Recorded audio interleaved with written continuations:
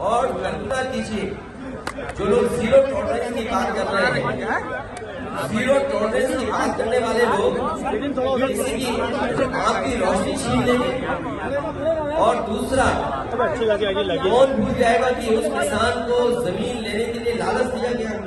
BJP का नेता जो डिप्टी चीफ मिनिस्टर के साथ रहता है, बीजेपी के नेता दोनों डिप्टी चीफ मिनिस्टर के संपर्क में हैं और उसने एक किसान की जमीन धोखे से लेकर के, उसे धोखे से चेक वापस लेकर के उसको मजबूर किया आत्महत्या के लिए।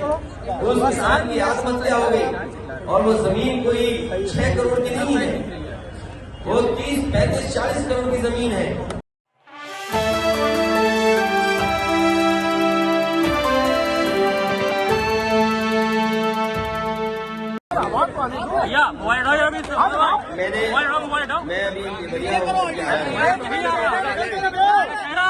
मैं देवरिया होकर के आया हूँ, जो हमारे पत्रकार साथी पूछ रहे हैं।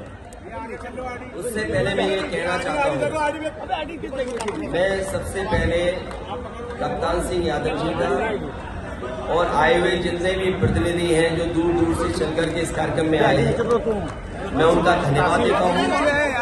मैं उनका धन्यवाद और शुभकामनाएं देता हूँ।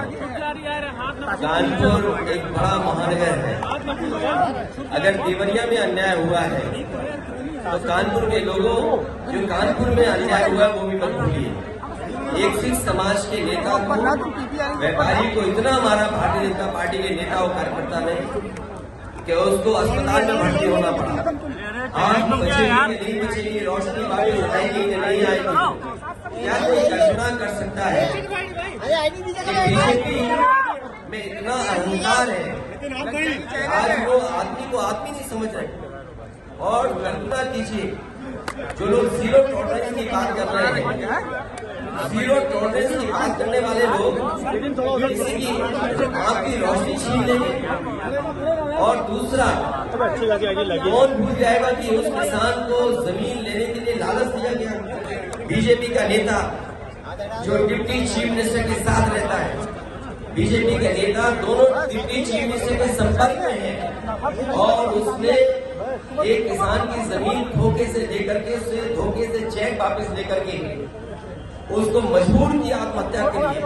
उस किसान की आत्महत्या हो गई और वो जमीन कोई 6 करोड़ की नहीं है, वो 30, 35, 40 करोड़ की जमीन है। उसको बीजेपी का नेता 6 करोड़ में लेकर के उस सीधे साधे भोले किसान से चेक वापस लेकर के चेक फाड़ दिया। क्या इसके खिलाफ कार्रवाई नहीं होनी चाहिए? क्या लग रहा है कि कानपुर के अधिकारियों के पास वो बुलडोजर नहीं है जिसके पास चाबी हो? क्या बुलडोजर की चाबी खो गई? बुलडोजर में पेट्रोल डीजल नहीं है? क्या बुलडोजर का ड्राइवर बुलडोजर को छोड़ के भाग गया? क्या लखनऊ से परमिशन नहीं मिली बुलडोजर की? या तुम जानबूझ करके बुलडोजर नहीं चलाना चाहते ऐसे लोगों पर जिसने किसान से धोखा किया हो, 6 करोड़ रुपए लेकर के और चेक फाड़ दिया हो? और मुझे वो भी दिन याद है, इसी शहर में दंगा हुआ था। दंगे के नाम पर यहाँ की पुलिस ने कोई भी नहीं छोड़ा हुआ जिससे पैसा वसूल करना हो।